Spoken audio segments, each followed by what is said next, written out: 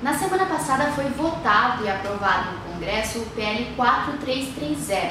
Eu queria que o senhor comentasse o que diz o texto dessa nova lei que muito provavelmente vai ser aprovada no Congresso e no Senado.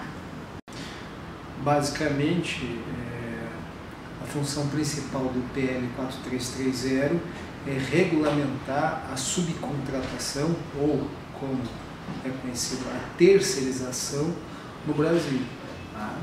Até então, tirando casos da vigilância patrimonial privada e do trabalho temporário, temos como única regra a regular esse tipo de contrato uma súmula, a súmula 331 do Tribunal Superior do Trabalho.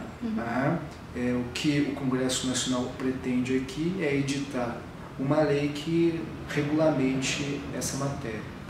Quais as principais diferenças para os trabalhadores do que existia como lei anteriormente e esse novo PL?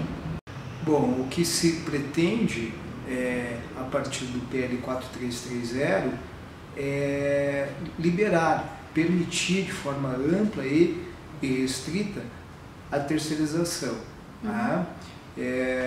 Na Câmara foi aprovado um substitutivo que acabou por restringir a contratação no que tange a empresas públicas e a administração pública, mas em relação às empresas privadas o projeto permanece intacto. O maior receio das pessoas em relação a esse PL é uma precarização nas relações de trabalho. Tem muita relação entre a terceirização, se fala muito sobre a relação entre a terceirização e, por exemplo, o trabalho escravo, acidentes de trabalho, casos de corrupção empresarial e vários outros problemas. Eu queria que o senhor comentasse essa relação entre terceirização e precarização das relações de trabalho. O Ministério Público do Trabalho, historicamente, tem uma atuação muito firme em relação à terceirização ilícita. Há muitos anos, há muito tempo, nós temos combatido essa prática. O Ministério Público parte do pressuposto de que a terceirização como proposta no PL 4330, ela resulta em precarização, ela resulta em gravíssimo prejuízo à condição desse trabalhador. O Ministério Público não acredita na tese de que o projeto resultará na criação de empregos e na efetivação de direitos sociais. Pelo contrário, acredita que o PL 4330 tem como consequência principal a manutenção de empregos precários, salários menores, risco à segurança desse trabalhador, enfim, em violação a direitos sociais de todo o trabalhador contratado nessas condições. E na prática no Ministério Público do Trabalho nós vemos bem isso, especialmente na construção civil. Uma empresa maior contrata, terceiriza um serviço para uma empresa menor e essa empresa acaba não dando conta dos encargos trabalhistas, do repasse de salários e outras irregularidades que vão surgindo e somem. Muitas vezes nós mesmos não conseguimos encontrar essas empresas para as audiências e elas somem, deixando o trabalhador totalmente desamparado, sem pagamento das verbas rescisórias, sem pagamento de salário, sem pagamento dos demais encargos trabalhistas, com várias pendências trabalhistas. Não é raro nas nossas investigações nos depararmos com a relação entre terceirização, trabalho degradante, ou entre terceirização e violação a normas de medicina e segurança. Efetivamente, o trabalhador terceirizado está mais sujeito a ser vítima destas práticas, ou seja, a ser submetido a uma condição que viola o princípio da dignidade da pessoa humana, bem como a uma condição de total risco à sua saúde. É possível dizer que esse PL vai promover um esvaziamento da CLT? O Ministério Público tem que adotar uma postura otimista, partindo do princípio que a sua função institucional é a defesa dos direitos sociais trabalhistas, ou seja, com PL ou sem PL, a nossa atuação vai prosseguir para tentar garantir uma condição melhor a todo e qualquer trabalhador. Uhum. Como fica a questão nesse novo PL da responsabilização das empresas pelos direitos trabalhistas? Porque o texto do PL diz que a responsabilidade de pagamento de salários ou em caso de acidente de trabalho da empresa terceirizada, que cabe à empresa que terceiriza apenas a fiscalização do pagamento de salários em caso, por exemplo, do uso de EPIs. Ela não tem responsabilidade no final das contas. A questão da responsabilidade subsidiária da empresa tomadora não é novidade. A súmula 331, até numa tentativa de humanizar essa prática, já prevê a responsabilidade subsidiária pelas verbas trabalhistas da empresa que utiliza esse tipo de contratação. Ou seja, o PL basicamente repete essa prática. Entretanto, o Ministério Público não acredita que a responsabilidade subsidiária do tomador seja suficiente para garantir a efetividade dos direitos desse trabalhador terceirizado. Por quê? Porque quase sempre, com exceção da construção civil, esse trabalhador pertence a uma categoria diferenciada, que tem um piso salarial menor, que tem vantagens menores e que, por consequente, acaba por ser vítima de uma situação muito mais precária, muito mais injusta, se comparado ao trabalhador contratado diretamente pela empresa tomadora. Uhum. A permissão das terceirizações, pode ser que a terceirização não pare por aí, que essa terceirização se torne uma quarteirização, quinteirização, gere uma cadeia de empresas se contratando que seriam empresas menores, cada vez menos capazes de atender os trabalhadores contratados por ela e, talvez até mais importante, que dilua a mais-valia das empresas nessa rede e enfraqueça o trabalhador e o salário do trabalhador. O projeto não só permite sucessivas subcontratações, o que se chama de quarteirização, quinteirização, como também permite a figura do PJ, ou seja, daquele trabalhador que constitui uma pessoa jurídica para prestar serviços a uma empresa. Essas práticas certamente implicam em gravíssimo risco à condição desse trabalhador.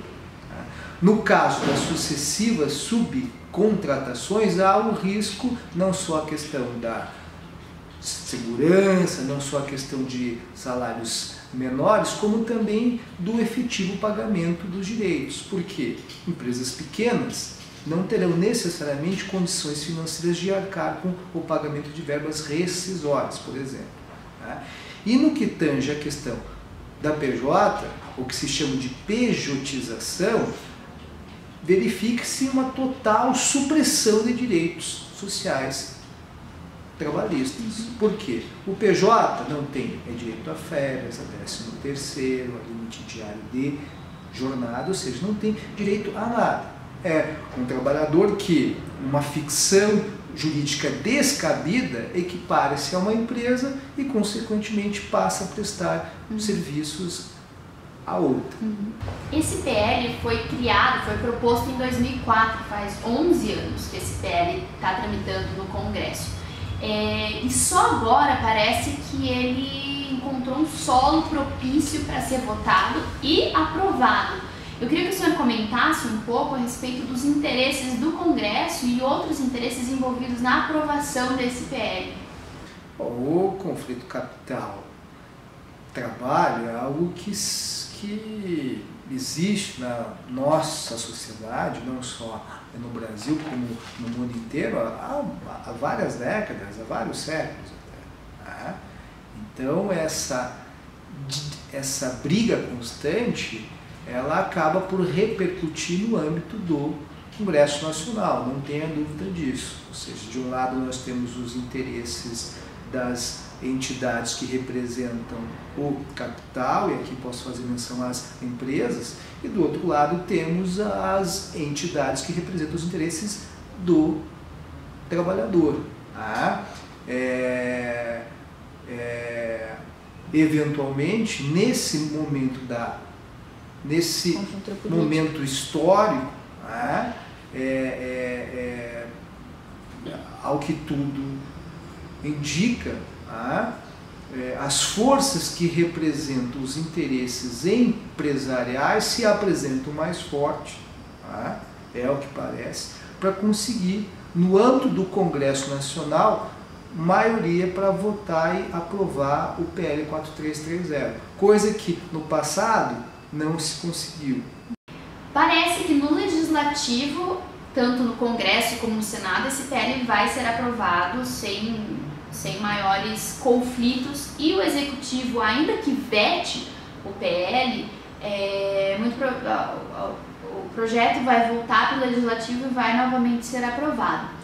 Em uma entrevista à revista Carta Capital, o vice-coordenador de combate às fraudes nas relações de emprego no Ministério Público do Trabalho indicou uma possibilidade que seria entrar com uma ação direta de inconstitucionalidade no STF, impedindo a vigência dessa lei. O que na Constituição fala que ampara essa argumentação de que o PL 4330 é inconstitucional? Bom, o projeto de aprovação de leis ordinárias, ele é bicameral. Você passa pela Câmara, aprova e vai para o Senado, para depois ser submetido à sanção do Presidente da República. Temos aí várias hipóteses, né? Tem que passar na Câmara, tem que passar no Senado e ainda assim, eventualmente, a presidente poderia vetá-lo.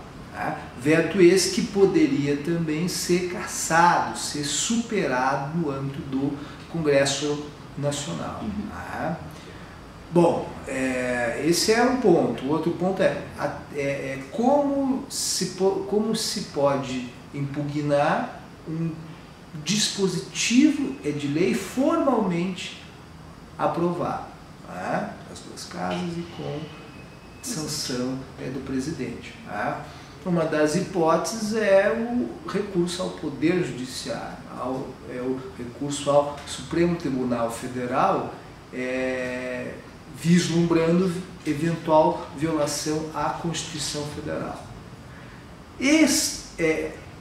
Efetivamente, no que tange ao PL 4330, o Ministério Público parte do pressuposto de que o seu texto, a sua redação, viola princípios da Constituição Federal, dentre os quais destaca a dignidade da pessoa humana, o princípio da igualdade, o princípio da não discriminação e o princípio da função social da propriedade. A partir disso, em tese, é perfeitamente factível e eu acredito que deva ocorrer uma impugnação dessa lei no âmbito do Supremo Tribunal Federal. Agora, independentemente disso, e talvez essa seja a grande virtude do direito, nós, atores jurídicos, procuradores, juízes, sindicalistas, podemos efetivamente, nos casos concretos, discutir a validade, discutir a constitucionalidade desse texto. E, a partir disso, buscar uma interpretação, uma aplicação progressista desse texto para que, na prática, possamos continuar tutelando os direitos fundamentais sociais de todos os nossos trabalhadores.